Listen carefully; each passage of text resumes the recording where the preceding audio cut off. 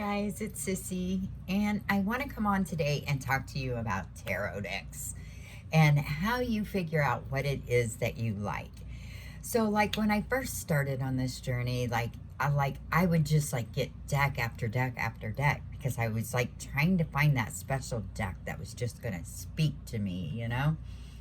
But the thing is, until you learn the tarot system, like no deck is going to be the perfect deck, right? So like the only deck that ever stood the test of time with me was the Rider-Waite Smith. And if a new Rider-Waite Smith comes out, I get it. Like I love the Rider-Waite Smith. Look, when I look at the Rider-Waite Smith, I see fairy tales. Like if I was looking at a fairy tale book, like I could see the Seven of Wands in the fairy tale. I could see this Sun card in a fairy tale, right? The Strength card, you know? I mean, to me, this looks like a fairy tale. So I believe that's why I have loved the Rider-Waite Smith so much, because it reminds me of a fairy tale. Now, I want to share with you a book that is just, it's just a fun read, okay? And it does remind me of the Rider-Waite Smith. And it's The Castle of Cross Destinies, okay? I'll leave it here so you can see what it is, but I'm going to read the back to you real quick. It says, in a fairy tale setting, a castle and a tavern in the heart of a dense wood, a company of men and women are brought together by chance. Distraught and speechless after strange adventures, they communicate their experiences, love affairs, betrayals, battles, and conquests by playing a game of tarot, whose configurations reveal their fates, which are at once unique and universal. So these people, they've gone through something and they cannot speak, okay? So they're all in like this tavern together, and they want to tell each other their stories, so they use a tarot card deck to tell their stories of their lives, their experiences. So it's a really quick read. I mean, it's not real long. Let me see how many pages it is. I think it's like 100 or something. 128 pages. So it doesn't take long to read it all, but it's a really cool deck. You know, it's like fairy tales, which the Rider-Waite Smith is a fairy tale deck to me. That's why I love it so much.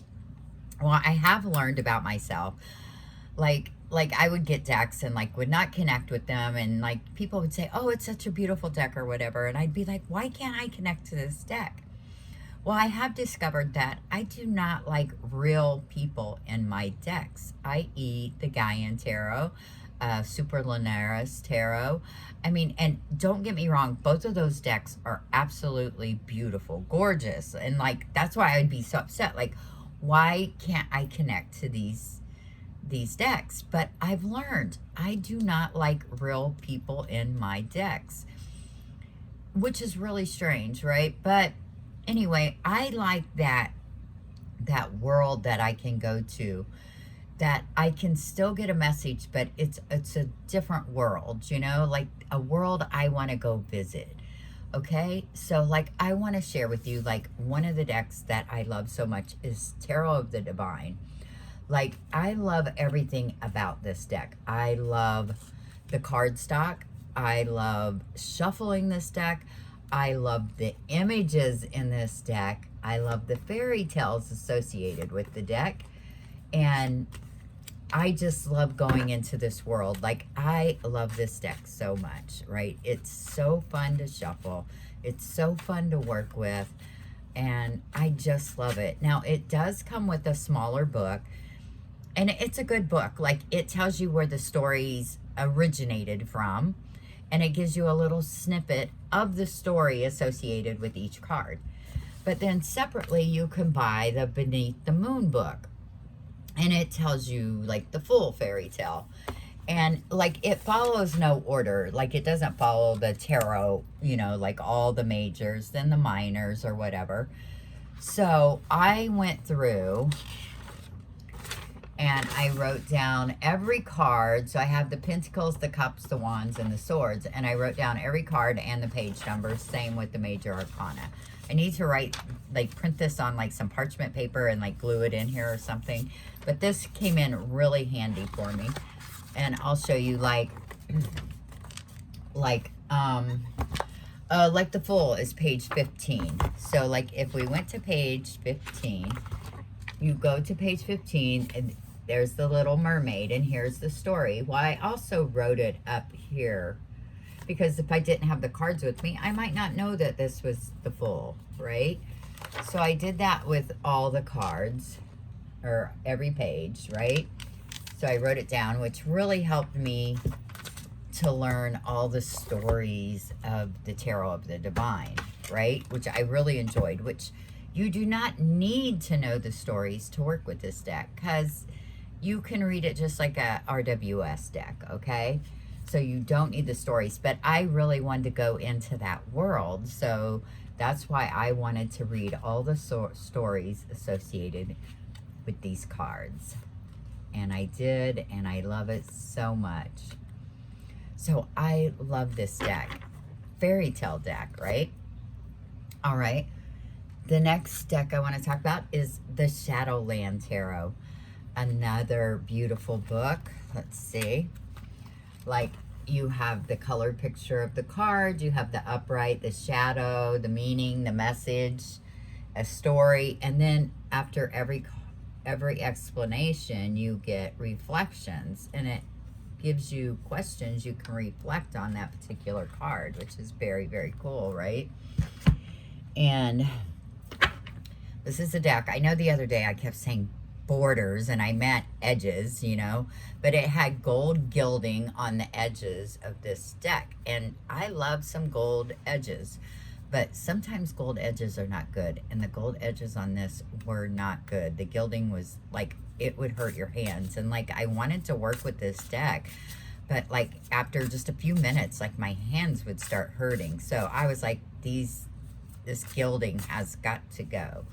So I took the gilding off and then re-edged it in black, and that was it. Then I have used this deck ever since. I have been using this deck for several months, and I love this deck so much. Like, I love this world. I like going into this world. I still get all the messages I need, but it's like fun to work with to me. Like, I like it. I love this deck. It's a beautiful deck. Oh, I did want to show you guys on the book, like, if, see the spiders? They made the spiders go up the page like that. Is that so cool? I thought that was a nice touch. But anyway, I love the Shadowland Tarot. Okay, the next deck, the Mystic Fairy Tarot. You guys, this deck is so enchanting. I love this deck so much. What happened is that, like, I was on a book depository, whatever. You guys know what I'm talking about. And I seen the Mystic Fairy Tarot. So you have to be careful on that site. Sometimes you do get the deck. Sometimes you just get a book. So you never know. I mean, and I've like searched to see, and like it looked like I was going to get the deck with this, but I didn't. So anyway, I had the book for a long time. So finally I was like, I need to just get the deck. So I just ordered the one that comes in the tuck box, right? And it comes with this little white book. And here's the thing about this little white book. You need the big book, because the big book tells you the actual story. Let me show you an example.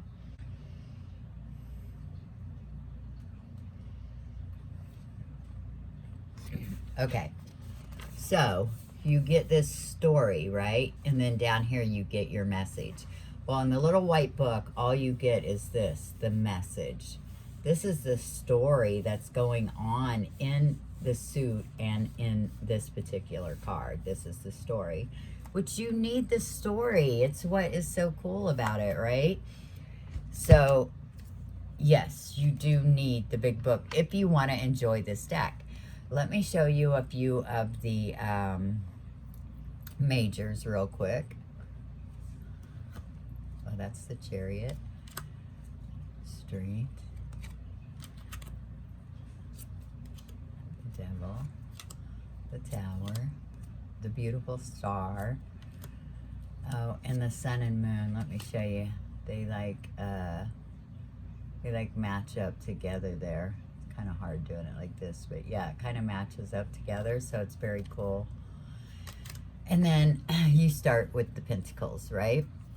And like I said, each suit tells a different story. It's about this girl. She goes wandering in the woods, right? And she gets lost. And instead of going home, she's like, you know, I'm not going to go home. I want to be in the woods. This is where I belong, right? Let's see. Let me turn these upright so I can show you.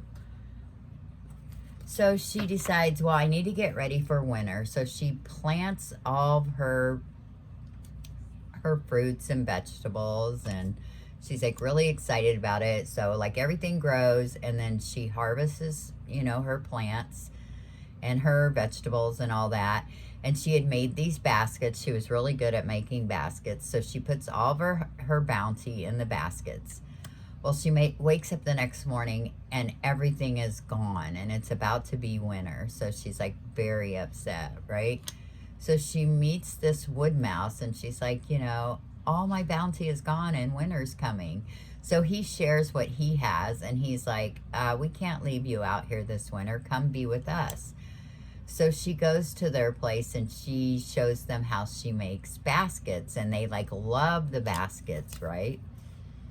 Wait a second. Am I messed up? Yeah. Okay. So she shows them how to make the baskets. And so they like make all these baskets. They like love them. They make their own beds in the baskets and everything. And then they're like so happy. They got plenty to go around. They've all made good decisions. And then the Ten of Pentacles, it's the end of winter, and they have everything they need. They're comfortable. They have plenty. And they have these great beds. And it's just a really good story, right? And then like here's some of the court cards that goes with the Pentacles. Very cool, right? And then hopefully they're not out of order again. Then we have the Cups cards, right? And this is a garden, and a wood nymph and a sea nymph run into each other in this special garden. And the story goes, if they find this pearl, like if two people find a pearl together, then they're like destined to be together, right? So they find this pearl, right? And he gives it to her. Well, she goes back to tell her friends about it, and they like make fun of her, and they're like, a sea nymph cannot be with a wood nymph. They're like weird, and like, you know, they're like saying all these things about the wood nymph. So the next time she goes to meet him, she can't get out of her head like what her friends were saying about the wood nymph. So she, you know, they like act like they're bored with each other, and she's like, you know, thinking I can't be with him, right? So he leaves and goes away. Well, then she's sad. She's like, I really did like him. We had fun together and all that, right? So she keeps looking in the pearl, and she sees all their memories, and she like misses him so bad. She like just wants to be with him, right? And so she wakes up one day, and there's no memories in the pearl. Like they're gone. And she's like, oh no, I'm going to lose him forever. I have to go find him, right? She has no idea like where wood nymphs live. So she runs into this dragonfly, and she's like, I need to find this wood nymph, you know, he's destined to be with me. I know he is. So the dragon fly tells her, I know where wood nymphs live. So he like takes her there, and she, after years, they find each other. There they are, older, and then they live happily ever after, which is very, very cool, right? There they are in the tin. They're so happy together. So yeah, so here's some of the sea nymph court cards. Very cool, right? Okay. So in the wands, the elders are telling stories of their adventures and all that stuff, right? And then these two boys, they're like, we want to have an adventure. So they're like, let's go on an adventure, right? So they're like, let's go find a phoenix egg, right? So they're like all excited to start their adventure. They're reading stories. They run into this little fairy, and she gives them this egg she's found. She doesn't know what's in the egg. She's like, I'm going to give this to you for good luck. So the boys are really excited, right? And so like they're nurturing this egg, and like one boy thinks it's a phoenix egg and the other boy thinks it's a dragon's egg. So they nurture this egg until it hatches. And when it hatches, it's a dragon's egg. This boy is not happy. He says dragons are very dangerous. We have to get rid of it. The other boy's like, no, we'll take care of him. Well, the dragon gets bigger and he's like really hard to handle, right? So this boy's like, we have to kill the dragon or else he's going to hurt the townspeople. You know, he's dangerous. And this boy is like, no, like he feels responsible for the dragon, right? So in the Eight of Wands, he jumps on the dragon. He's like, I'm going to take the dragon far away from the town so that like he can't hurt anybody. So he takes the dragon far away. Well, the dragon just is like a heavy burden for him to take care of, right? Instead of letting the dragon go be with other dragons, he's like, I'm responsible for this dragon, right? So he wakes up one day and he sees the dragon has like flown somewhere, and the dragon can fly far. So the dragon comes back and he's got blood on him. So he's like, oh no, the dragon has been somewhere, but he doesn't know where. So, so he's trying to keep the dragon subdued, you know. But the moral of the story was, are you taking on burdens that are not even your burdens? Like, are you taking on all these burdens that you do not even need to take on? But, so yeah, so that's very, very cool, right? And then, sorry, the last suit is the sword suit. And this is about a blue rose, okay? These two sprites or fairies, they are in charge of taking care of the queen's garden. Well, they see a blue rose is growing a crystal. They're so excited about it. And instead of going and telling the queen, they're like, we'll nurture this, you know, rose. And when the crystal becomes full, we'll go and tell the queen what we did. Well, they wake up the next day and the blue rose has died, right? And then everything in the forest starts dying. And they're like, oh no, what are we going to do? So they're talking about it. We have to go tell the queen, right? Which they're arguing back and forth like what to do. Well, finally they're like, okay, we got to go tell the queen because the forest is just like dying. So the queen comes to the forest and she works her magic on the blue rose, right? And so like everything starts growing again. The blue rose grows and like everything in the forest starts growing, but it's overgrowing. It's like just growing so much, and it starts wrapping around the queen, and the thorns and stuff are like sticking in her. And then this bird comes along and he steals the crystal out of the blue rose, which is what was supposed to help the queen. The queen's like, oh no, I'm going to die. Oh my goodness, right? So okay, the moral of the story, there's a new rosebud growing with the crystal in it, and you can see the sun and stuff start shining. Like, this is a very powerful magic. So she will be fine in the morning, even though she thinks she is dying, that she's going to just die and like the whole town's going to die. But there's the hope of tomorrow. So yeah. So anyway, I don't know where all my court cards are, but there's the king and the queen. So yeah, so it's just a really cool deck. So it's just full of fairy tales, and I love it so much. So it's my new obsession, is the Mystic Fairy Tarot. I love that deck. Okay, a new deck that I've received, you know, recently is the Tarot Nuage, which I did look it up, and it's French. Nuage is French for clouds. And this tarot deck is the Town of Clouds. So each of the characters in it, let me read you the back. And it's based on Marseille, they say. So the faraway town of Nuage in the land of clouds has its own culture, creatures, traditions, and tarot. Tarot Nuage plays tribute to Marseille-style tarot with some antique elements, but it also embraces a modern, playful spirit with goblins, penguins, pixies, gargoyles, and animated mushrooms inhabiting the minor arcana. The major arcana introduces a pantheon of demigods and high-powered personalities that will lead readers through an unforgettable tarot journey. It includes 79 cards and a 64-page booklet. So it does come with this little book. So it's not a very big book, but yeah, so I'm thinking I may like this deck. Okay, this is the backs, which I'm not crazy about the backs. I wish it was more of a subdued Marseille style deck, you know, or backing, because the front is like totally different than the back, but it's fine. But anyway, yeah, look at these characters. Like when I was looking through this deck, I was like, this artwork reminds me of something, right?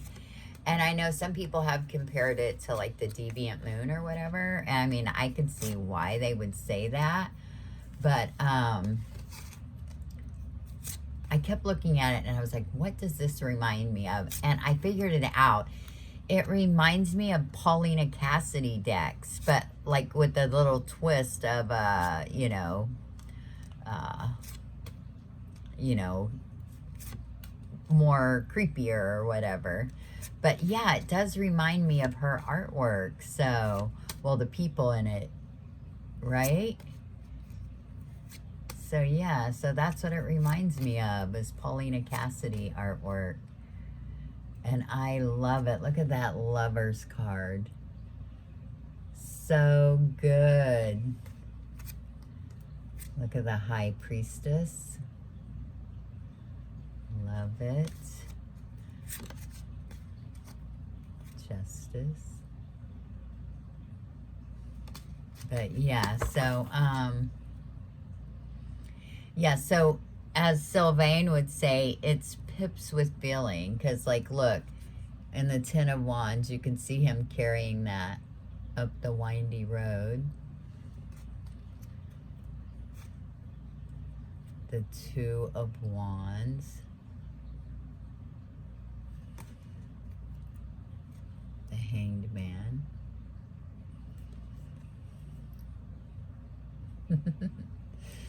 So yeah, it looks like a pretty cool deck, right? And you have these like mushroom people and the Pentacles.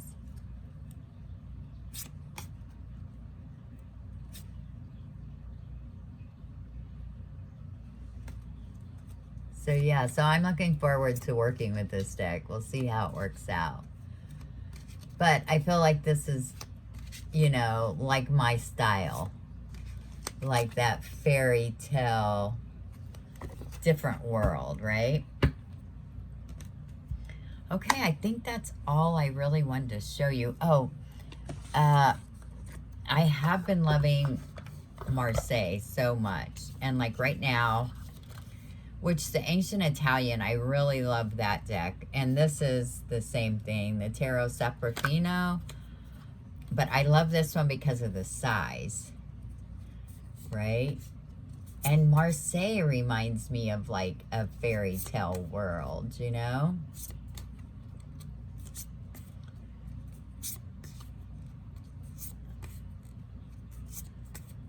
Yes. I'm obsessed with this deck. It's like the perfect size. It's so small. I love it so much. And there's the backs. See, I wish the Tarot Nuage had like, you know, calmer backs like this. That would have been perfect. But yeah, so now I know what I like. So I have slowed my roll on deck buying. Like, I know what I like now, you know? I mean, I shouldn't say I've slowed my roll, but I don't just buy everything. I buy what I know that is going to interest me, you know? I definitely don't buy decks with people in them, real people, because I know that I'm not going to want to work with that deck. But anyway, so that is my fairy tale decks that I'm absolutely in love with. So I hope you all enjoyed that. I hope I wasn't just rambling too much. But anyway, I will be back to talk about some more worlds and tarot out there. So I'll talk to you all again real soon. Bye-bye.